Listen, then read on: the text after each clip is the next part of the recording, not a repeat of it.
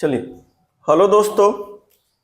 आज हम लेकर के हाजिर हैं लेंस का अगला टॉपिक जो है हमारे पास, यानी जो अपवर्तन है परावर्तन है, इसमें अगला टॉपिक हमारे पास लेंस में चल रहे थे। कल हमने जो डिस्कस किया था उत्तल लेंस से सारे प्रतिबिंब के बारे में डिस्कस किया था। आज हम अवतल लेंस के बारे में डिस्कस करेंगे। उसके बाद में हम फिर फार्मूले या चिन्ह परिपाटी ये हो सकेगा डिस्कस करेंगे, नहीं तो कल डिस्कस करेंगे। ठीक है, जितना समय रहेगा, आधे घंटे की क्लास है। इस आधे घंटे की क्लास में आपका टाइम नहीं बर्बाद करना है, केवल पढ़ाना है। बस आप, मेरा एक उद्देश्य है, उसको सुनते जाइए। बस आप सब्सक्राइब कर दीजिए, समय नहीं बर्बाद करना है आपका में, ठीक है। बस पढ़ाना है मुझे। सब्सक्राइब करिए, बेल आइकन को दबाइए आप, नोटिफिकेशन जैसे मिले आपको, और उसके बाद में आप शेयर कर दीजिए, वीडियो को शेयर कर दीजिए आप, ठीक है। चलिए आगे हम बढ़ते हैं। हम लेंस, अब अवतल लेंस,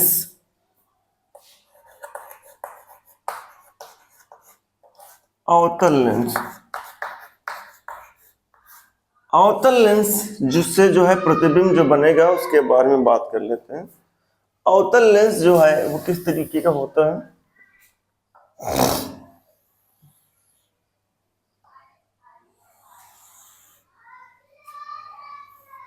अवतल लेंस इस तरीके का होता है,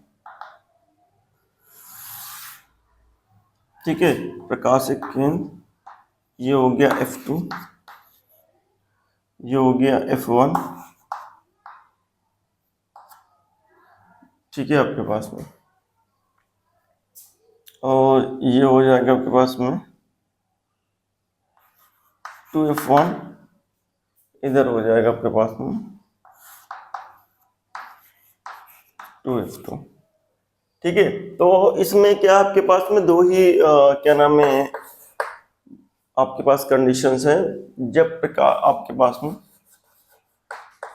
जब वस्तु अनंत पर रखी हो,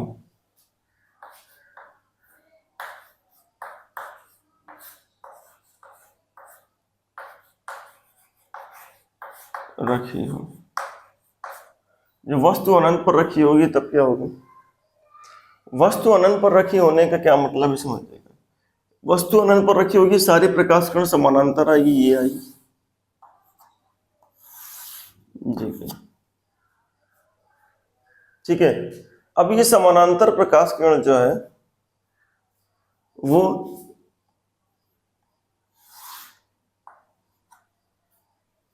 ऐसे गुजरेगी, ऐसे गुजरेगी कि ये आपके पास में मुख्य अक्ष के क्या हो जाए, सॉरी, जो आपके पास में ऐसे डाइवर्ज होगी, अपसारित होगी कि आपके पास पीछे बढ़ाने पर वो फोकस से गुजरे, ठीक है। इसको भी, ये भी आपके पास मुख्य अक्ष समांतर है। इसका जो अपवर्तन होगा इस प्रकार से अपवर्तन होगा कि आपके पास इसको पीछे बढ़ाने पर, इसको पीछे बढ़ाने पर आपके पास में जो है प्रकाश किरण वो मुख्य अक्ष से गुजरे, सॉरी फोकस बिंदु से गुजरे आपके पास में, ठीक है। इसको थोड़ा सा हम सही कर दे रहे हैं, ये हो गया आपके पास में, ठीक है। तो इस तरीके से हमारे पास जो प्रकाश किरणें हैं दोनों, ये अपवर्तित है। अपवर्तन के पश्चात ये दोनों एक दूसरे को प्रतिच्छेद नहीं करेंगी, ये फैलती हुई चली जाएंगी, और ये प्रतिच्छेद करेंगी तो इनको पीछे खींचने पर ही यहाँ पास F2 पर आपको दिख रहा है कि आपके पास प्रतिच्छेद कर रही हैं। अब F2 पर अगर प्रतिच्छेद कर रही हैं तो इसका मतलब ये F2 पर क्या बनेगा, प्रतिबिंब बनेगा, ठीक है। तो इसका मतलब आपके पास में पहला प्रतिबिंब कहाँ बन रहा है?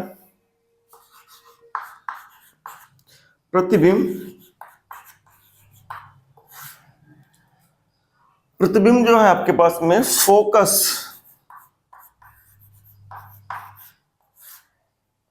फोकस बिंदु पर बनेगा,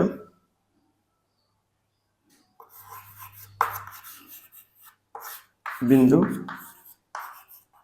F2 पर बनेगा। दूसरा हमारे पास ये है कि जब फोकस बिंदु पर बनेगा आपके पास में, तो यहां पास जो आपके पास में वस्तु प्रतिबिंब है उसका जो प्रकृति है वो क्या होगा आपके पास में,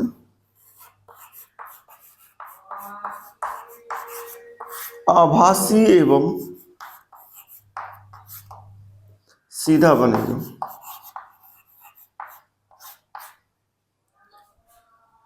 सी पार्ट जो है हमारे पास में इसका जो तीसरा है, प्रतिबिंब जो आपके पास में आकार में कैसा बनेगा, आपके पास में आकार की अगर बात करें, प्रतिबिंब, ठीक है, प्रतिबिंब वह आपके पास में बहुत छोटा बनेगा, यानी अत्यधिक छोटा बनेगा।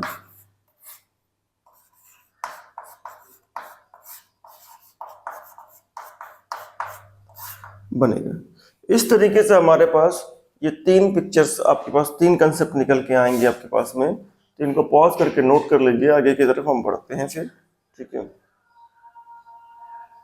Pause the video, note down.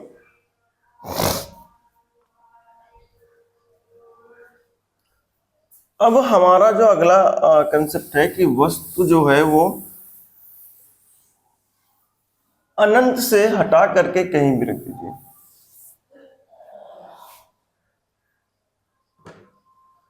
जब वस्तु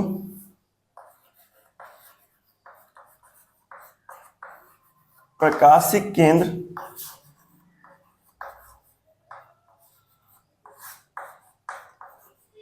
एवं F2 के मध्य रखी हूं,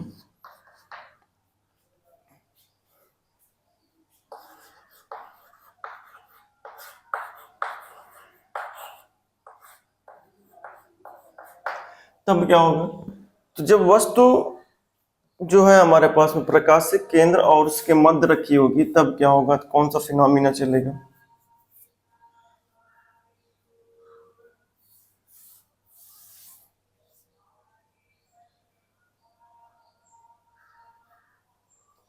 तो वस्तु को हम रख देते हैं कहीं पास भी, आप कहीं भी रखिए, प्रकाशिक केंद्र और अनंत के बीच में आपके पास, सॉरी अनंत लिख दीजिए आपस में, अनंत एवं अनंत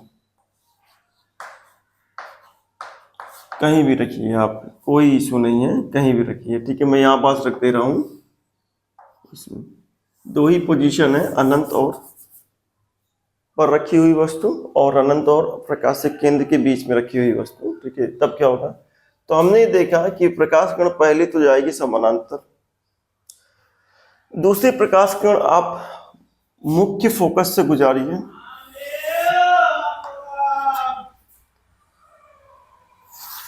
इस तरीके से ये प्रकाश किरण सीधा निकल जाएगी।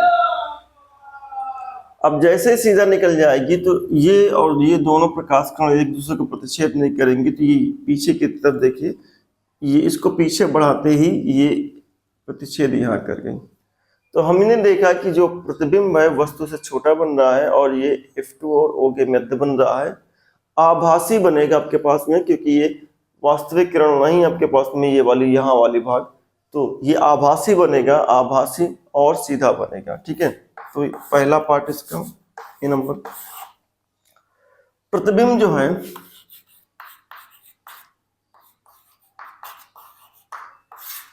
जो है आपके पास में वो कैसा बनेगा, प्रतिबिंब जो बनेगा, प्रतिबिंब आपके पास में F2 और O के मध्य बनेगा,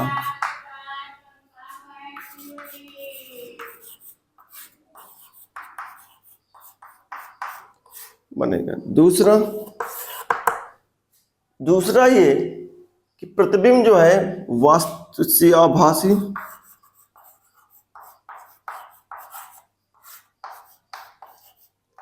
एवं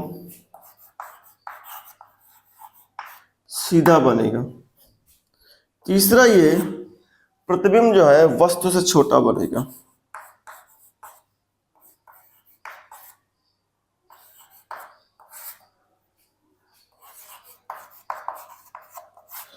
वस्तु से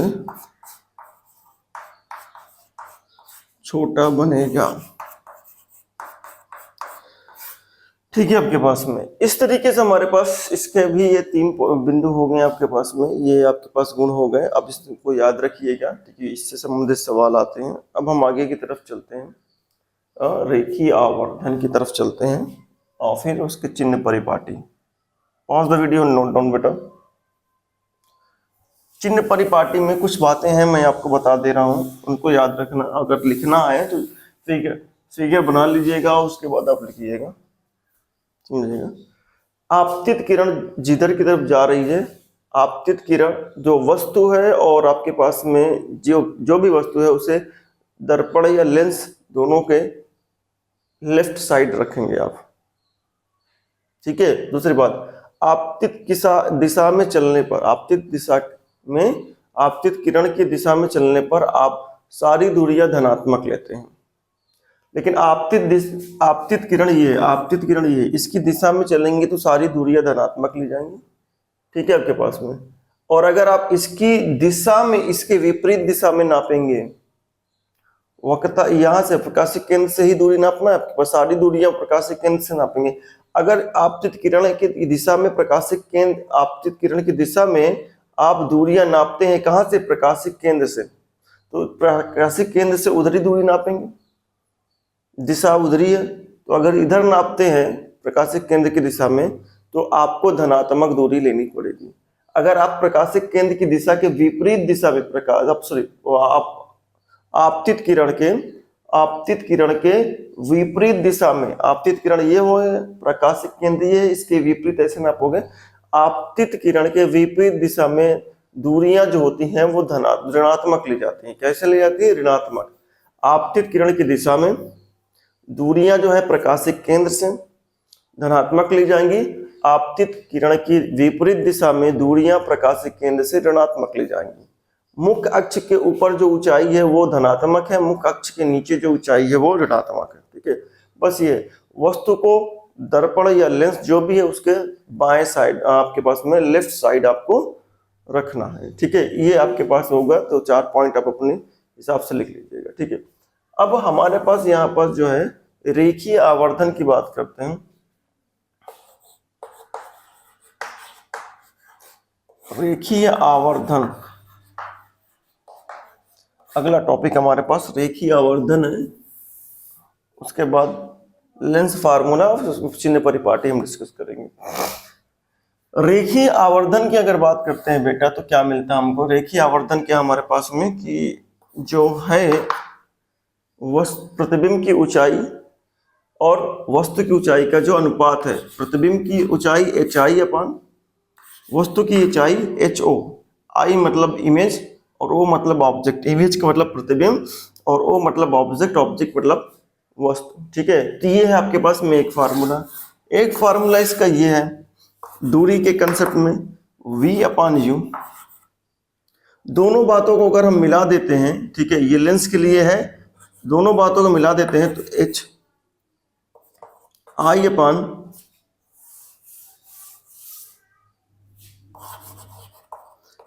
अपान HO is equal to V/U, ये मिलता है हमको, ठीक है। तो ये हमारे पास जो कंडीशन है, ये इस कंडीशन की वजह से हमको सारी चीजें मिल जाती हैं, ठीक है। तो ये तीनों फार्मूला रेखीय आवर्धन को आपको याद रखना है, ये जरूरी याद रखना है आपके पास में। अब देखिए यहाँ दर्पण में यहाँ पास ऋणात्मक है लेकिन लेंस में धनात्मक है, ध्यान रखिएगा। दर्पण में इस फार्मूले में ऋणात्मक है। मिरर फार्मूला और उसमें रेखीय आवर्धन फार्मूला में क्या है, इसका जो सूत्र है, लेंस सूत्र जो है, एक याद कर लीजिए बस, उसके बाद आपको सब याद हो जाएगा। 1/f is equal to 1/v minus 1/u बेटा, ध्यान रखिएगा। अगर आप देखें जो दर्पण का सूत्र है आपके पास, दर्पण वाला मैं दिखा देता हूं दर्पण के बारे में, ठीक है। दर्पण के बारे में आता है 1/f is equal to 1/v plus 1/u, ठीक है। रेखीय आवर्धन भी आपके पास में m is equal to HI upon HO, ये तो सही रहेगा। लेकिन आपके पास में जहां v का कंसेप्ट है वो ये u है और ये HI अपान V/U, दूरियों के साथ ऋणात्मक धनात्मक चल रहा है आपके पास में। तो हम ये देख रहे हैं, आप देखिए HI अपान HO ऊंचाई के कंसेप्ट में आपके पास कोई भी चिन्ह परिपाटी नहीं लगेगी आपके पास में, और चिन्ह परिपाटी का कोई भी चिन्ह में बदलाव नहीं है आपके पास, जो चिन्ह इसका वही चिन्ह उसका है आपके पास में। दूरियों के अनुपात में देखा गया है, यहाँ धनात्मक है वह ऋणात्मक है, ठीक है। यहाँ आपके पास में देख लीजिए, यहाँ धनात्मक है वह ऋणात्मक है। लेंस के फार्मूले में यहाँ ऋणात्मक है वहाँ धनात्मक है। आपने अगर इसको याद कर लिया है, बस आपको कुछ करना नहीं है। ये दर्पण का सूत्र है, मिरर दर्पण का सूत्र है आपके पास में। लेंस के सूत्र में यहाँ धनात्मक को ऋणात्मक कर देना, लेंस के सूत्र में इसको ऋणात्मक कर देना। जहां चिन्ह है, केवल जो चिन्ह है उसे बदल देना है। लेंस के फार्मूले में चिन्ह को बदल देना है, आपको लेंस और दर्पण दोनों का फार्मूला पता चल जाएगा, ठीक है। आई होप आपको समझ में आया होगा आपके पास। जैसे मैंने दर्पण का फार्मूला याद किया 1/f = 1/v + 1/u, तो लेंस का फार्मूला क्या है, जहां धनात्मक है वो ऋणात्मक कर देंगे, 1/f = 1/v - 1/u। फिर उसके बाद हमको पता चलता है कि ये आपके पास में m = -v/u होता है, तो m = हम +v/u करेंगे, ठीक है। उसके बाद HI/HO = -v/u होता है, तो लेंस में क्या होता है, HI/HO = +v/u हो जाएगा। इस तरीके से हम एक कंसेप्ट को याद कर लेते हैं, दूसरा हमको याद हो जाएगा, ठीक है। चलिए आगे की तरफ बढ़ते हैं। अब आते हैं चिन्ह परिपाटी। थोड़ा सा चिन्ह परिपाटी लिखना कैसे है मैंने बता दिया है कि वस्तु को दाईं ओर रखेंगे आप, बाईं ओर लेफ्ट साइड, वस्तु को लेंस या दर्पण से लेफ्ट साइड रखेंगे आप, ठीक है। प्रकाशिक केंद्र से दूरियां जो उधर है इधर आपके पास में कैसे नापेंगे, आपतित किरण की दिशा में दूरियां जो होंगी, आपके आपतित किरण की दिशा में जो दूरियां नापी जाएंगी वो धनात्मक नापी जाएंगी, आपतित किरण के विपरीत दिशा में जो दूरियां नापी जाएंगी वो ऋणात्मक नापी जाएंगी। ये दूसरा पॉइंट होगा। तीसरा पॉइंट है आपके पास में वस्तु की ऊंचाई आपके पास धनात्मक है और प्रतिबिंब की ऊंचाई जो है वो मुख्य अक्ष के नीचे है तो ऋणात्मक है, ठीक है। सिंपली कहेंगे मुख्य अक्ष के ऊपर की ऊंचाई को धनात्मक और मुख्य अक्ष के नीचे की ऊंचाई को ऋणात्मक नापा जाएगा, ठीक है। तो इस तरीके से आप लिख सकते हैं। बाकी हम जो सोल्यूशन है उसके लिए टेबल बना दे रहे हैं, आप टेबल याद कर लीजिएगा। नंबर न्यूमेरिकल आप टेबल से सॉल्व कर लीजिए, लिखने वाला कंसेप्ट आप ये आपके इधर लिख लेता हूं, उत्तल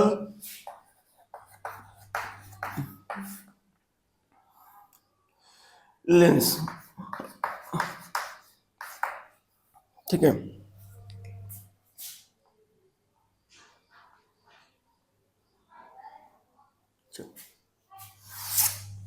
अवतल लेंस,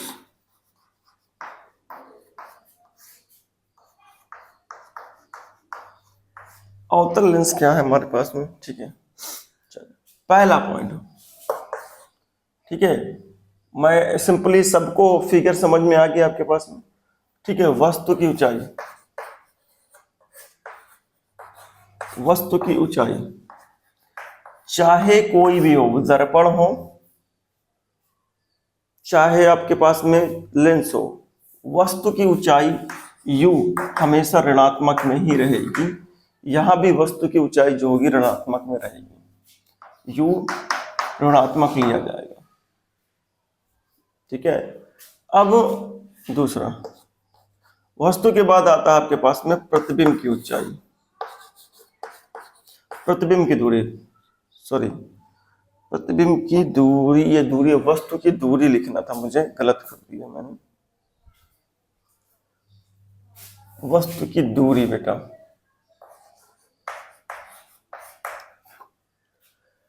प्रतिबिंब की दूरी, प्रतिबिंब की दूरी कैसे होगी यू। प्रतिबिंब देखिए उत्तल में प्रतिबिंब दो तरीके के बनता है, एक वास्तविक बनता है और एक आभासी बनता है। तो आप ध्यान रखिएगा, वास्तविक किधर बनता है और आभासी किधर बनता है, ये आपको ध्यान रखना पड़ेगा। वास्तविक प्रतिबिंब,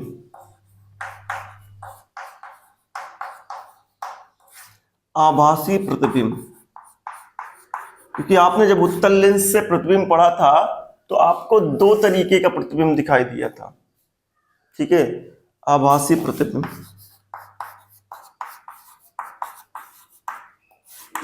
ठीक है। तो अगर हम देखें वास्तविक प्रतिबिंब के लिए u हमेशा पॉजिटिव होगा और यह आभासी प्रतिबिंब के लिए u निगेटिव होगा। यहाँ एक ही तरह का प्रतिबिंब बनता है आपके पास में, आभासी प्रतिबिंब जो है, प्रतिबिंब जो है आपके पास आभासी रहता है। तो आपके पास में v की वैल्यू क्या होगी, धनात्मक ली जाएगी, सॉरी ऋणात्मक ली जाएगी। आभासी प्रतिबिंब है तो इसमें ऋणात्मक ली जाएगी। अब बात आती है हमारे पास में ऊंचाइयों की, ठीक है, प्रतिबिंब की ऊंचाइयों की। वस्तु की ऊंचाई की अगर बात करें, ये मुख्य अक्ष के ऊपर नापी जाएगी। जो मुख्य अक्ष के ऊपर नापी जाती है HO, उसे हम धनात्मक लेते हैं। यहां भी HO को हम क्या करेंगे, धनात्मक लेंगे। फिर उसके बाद आपके पास में प्रतिबिंब की बारी आती है। प्रतिबिंब की ऊंचाई,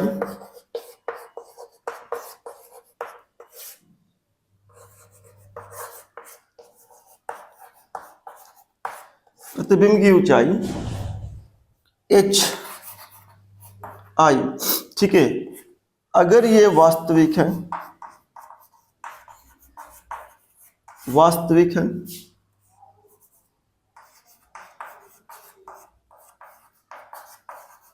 वास्तविक प्रतिबिंब है, तो HI की वैल्यू जो नापी जाएगी वो धनात्मक में नापी जाएगी। कौन वास्तविक, सॉरी HI की वैल्यू ऋणात्मक में बेटा नापी जाएगी, ठीक है। वास्तविक में HI की वैल्यू ऋणात्मक में नापी जाएगी। लेकिन अगर ये आभासी है, आभासी प्रतिबिंब है, आभासी और सीधा जिसे कह सकते हैं, ठीक है, तो HI की वैल्यू धनात्मक में नापी जाएगी। इसमें आभासी ही बनता है, HI की वैल्यू केवल एक ही होगा, धनात्मक होगा, ठीक है। तो इस तरीके से हमारे पास ये हो गया। दूसरा हम पांचवा हम लिख सकते हैं, फोकस के बारे में लिख सकते हैं। फोकस उत्तल के लिए आपके पास में धनात्मक और अवतल के लिए ऋणात्मक, ठीक है, चाहे वो लेंस हो चाहे मिरर हो, ठीक है। यहाँ F जो है, F का साइन होगा धनात्मक और यहाँ F का साइन होगा ऋणात्मक, ठीक है। देखिए यहाँ पास जो है केवल दूरियों में चिन्ह का बदलाव हुआ है, ठीक है। दूरियों में चिन्ह का बदलाव क्या हुआ आपके पास में, यहाँ लेंस में वास्तविक जो प्रतिबिंब है उसकी दूरी धनात्मक है, जबकि दर्पण में वास्तविक प्रतिबिंब के लिए दूरी ऋणात्मक है। यहाँ आभासी प्रतिबिंब के लिए दूरी ऋणात्मक है और वहां आभासी प्रतिबिंब के लिए दूरी धनात्मक है। केवल ये आपके पास फर्क आया आपके पास से, बाकी सारे चिन्ह परिपाटी वही है, ठीक है। इसी में बदलाव हुआ आपके पास में कि भैया वहां वास्तविक में V निगेटिव होता है और लेंस में वास्तविक में V पॉजिटिव होता है। दर्पण में V निगेटिव होता है वास्तविक के लिए, ठीक है, और यहाँ V जो होता है पॉजिटिव होता है वास्तविक के लिए। अब आभासी के लिए दर्पण में V पॉजिटिव होता है और लेंस में आपके पास में V निगेटिव होता है। इस तरीके से आप याद कर सकते हैं बेटा, ठीक है। आई होप आपको समझ में आया होगा। ये टेबल बना लीजिएगा, याद कर लीजिएगा, दोनों टेबल मैंने बना दी है, दर्पण की भी और लेंस की भी। Pause the video, note down फटाफट करिए आप। चलिए, लेंस का चिन्ह परिपाटी हो गया आपके पास में, दर्पण मेरा आपके पास में लेंस सूत्र हो गया आपके पास में। उसके बाद हमारी बारी आती है आपके पास में लेंस की क्षमता।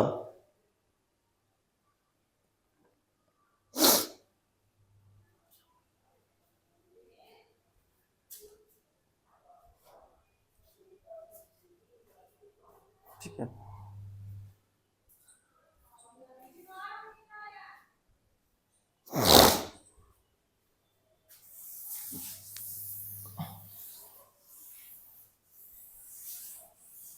लेंस की क्षमता से क्या मतलब है आपके पास में, कोई भी लेंस प्रकाश किरण को कितना मोड़ सकता है, ठीक है। कोई भी लेंस प्रकाश किरण को कितना मोड़ सकता है, ठीक है, या आपके पास बिखेर सकता है, अभिसारित या अपसारित। कोई भी प्रकाश किरण, ठीक है, किसी भी आपके पास कोई भी लेंस किसी प्रकाश किरण को उसके पथ से कितना आपका मोड़ सकता है, डाइवर्ज कर सकता है, ठीक है, उसके पथ से कितना डाइवर्ज कर सकता है वो उसकी क्या करता है, कहलाती है, क्षमता कहलाती है। ठीक है, तो आपके पास में जैसे मैं कहूं कि ये हमारे पास में एक लेंस, प्रकाश किरण आपके पास में ऐसे जा रही थी मुख्य अक्ष के समांतर, और इसको जाना चाहिए था सीधा, सीधा जाना चाहिए था, इसका पाथ तो यही है, लेकिन ये प्रकाश किरण सामने लेंस रखते ही प्रकाश किरण इसको इस तरीके से मोड़ दिया। इसका मतलब सीधे से इतना मुड़ा है, ये हुआ मोड़, बेंडिंग। ठीक है आपके पास में।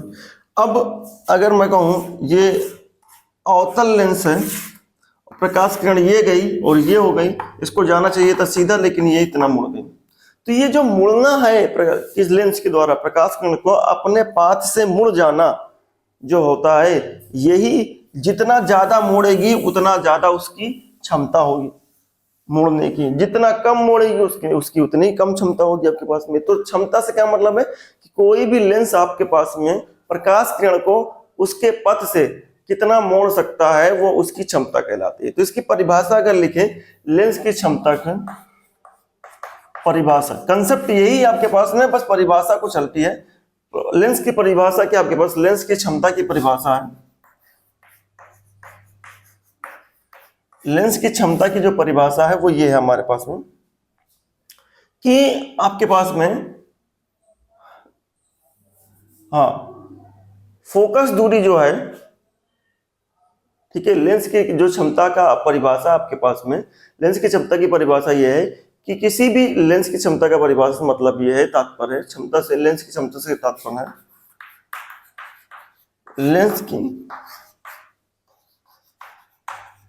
क्षमता से तात्पर्य है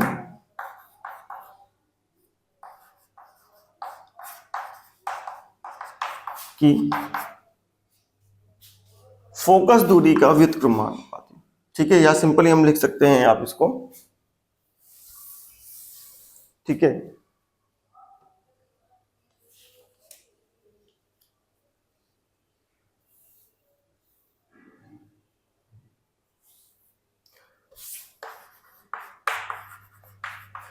फोकस दूरी के व्युत्क्रम को,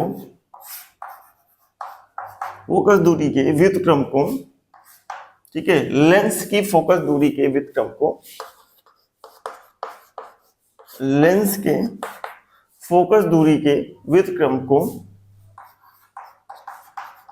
लेंस की क्षमता कहते हैं।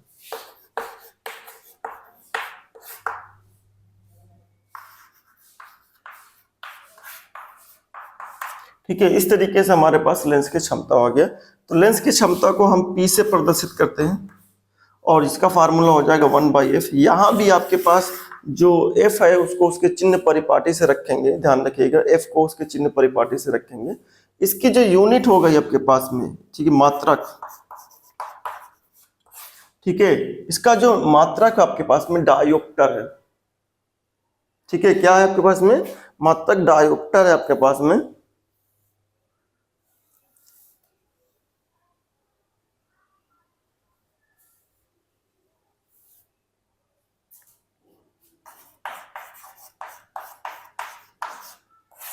ठीक है, इसे D से रिप्रेजेंट करेंगे। ये भी है, जब आप इसको चिन्ह परिपाटी में रखेंगे तो ये भी चिन्ह परिपाटी में ही आएगा। ठीक है, इसका और एक मात्रक हम देखें तो 1/f, f क्या होता है, मीटर में होता है। तो 1/f का मतलब आपके पास में 1/m, 1/m मतलब इसी को लिख सकते हैं मीटर इनवर्स। इसका मतलब डायोप्टर, क्योंकि मैं एमसीक्यू में आपके पास में इस तरीके के सवाल बनते हैं कि भैया जो फार्मूला से यूनिट निकल के आ रही है, मात्रक निकल के आ रहा है, वो भी आपको कंक्लूड करना पड़ता है। तो यहाँ पास अगर देखें तो डायोप्टर D बराबर क्या होता है, मीटर इनवर्स। याद रखिएगा बेटा आपके पास में इसको। ठीक है, अब लेंस का प्रयोग क्या आपके पास में कहाँ करते हैं, लेंस का प्रयोग आप जैसे घड़ी जो बनाते हैं वो अपने आंख में लगा करके लेंस का घड़ी बनाते हैं। माइक्रोस्कोप में जो सूक्ष्म जो दर्शी होती है उसमें लेंस का प्रयोग करते हैं। ठीक है। मानव नेत्र अगर जब खराब हो जाती है तो उसको सुधारने के लिए, उसको सही करने के लिए हम लेंस का प्रयोग करते हैं। तो लेंस का प्रयोग कई जगह हमारे पास में, पहला आपके पास घड़ी जो बनाने वाला है वो लेंस का प्रयोग घड़ी के छोटे छोटे पार्ट्स को देखने के लिए करता है, ठीक है। दूसरा, लेंस का प्रयोग सूक्ष्मदर्शी, दूरदर्शी में किया जाता है आपके पास में।